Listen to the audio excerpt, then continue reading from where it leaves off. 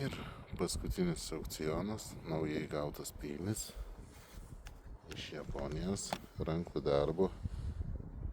Nu, čia jau visiškai kosmosas. Matote, kai grūdinimai matosi, tiesiog vaivorykštė. Na, ne veltui 65-66 Hz. Ir plienas, toks nestipriai rūdėjantis jis jau, yra chromaksas. 3 sluoksnių lydinys, kaltas, gražus peilis.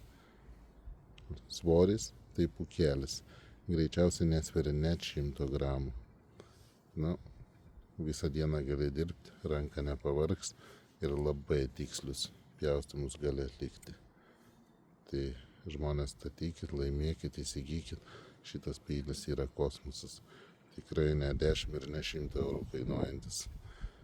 Na, bus įdomu pažiūrėti, kam jis atiteks. Sėkmės, draugai.